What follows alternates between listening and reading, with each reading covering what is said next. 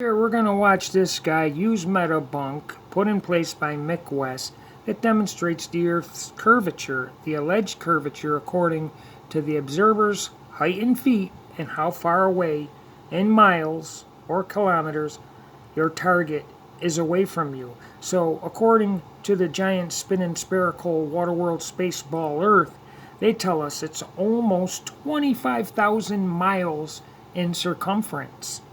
So using this site, you can find out how much curvature is going to be obvious or visible and how much of the target you're looking at would be blocked out by the horizon.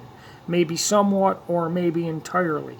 But what's been going on here with the flat earth phenomenon is we've been testing the globe with these type of sites and debunking them. There's no earth curvature. We can see all the buildings or whatever it is we're looking at.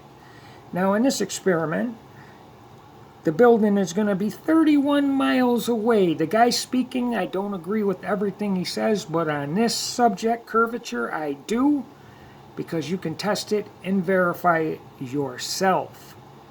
Here we go. Now, as you can see, Jenna Fredo went to Mick West's website called Metabunk.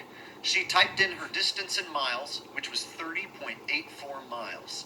Her viewer height in feet was only 6 feet, as she was standing right next to the water's edge.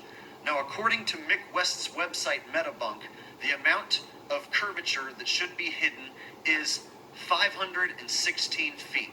He also has refraction accounted for, which would be 435 feet hidden. And as you can see, this is Mick West of metabunk.org. So, Jenna Fredo used your website, Mick. So no excuses, buddy.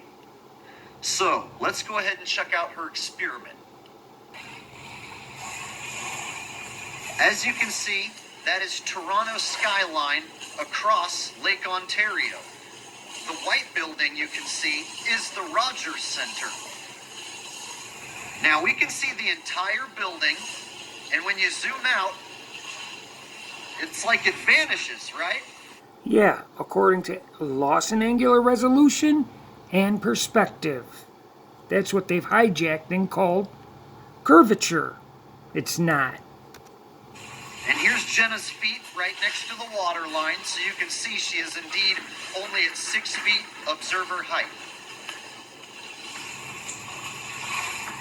Now she's zooming back in on the Rogers Centre, which is about 31 miles away.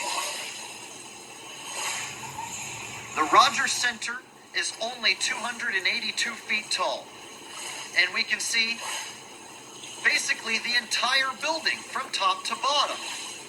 And according to Mick West's website, Metabunk, the amount of feet hidden by curvature, even with refraction accounted for, should be 435 feet. So you should see none of that building, and all the other buildings to its left and right should all be obscured by a horizontal horizon. You would only be able to see some of this. Everything else would be obscured or not visible.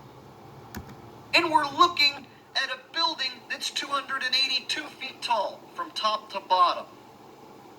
This isn't a mirage. This isn't refraction. We beat your website, Mick. So this isn't something we found in a book. This is something that is repeatable, it's observable, and it's verifiable. That's what real scientific experiments are. You can verify the results yourself, you can observe the experiment, and you can repeat the experiment. Well, there you have it. That's how easy it is to employ the scientific method to either prove or disprove whatever it is you seek to challenge or verify. So what you just witnessed is the flat earth phenomenon, debunking your model if you continue to be a globe heretic. Don't get mad at me. Why would you get mad at me?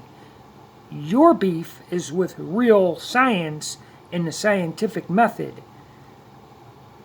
And yes, it can be painful, but I promise you it's better to face reality. That's right, face reality.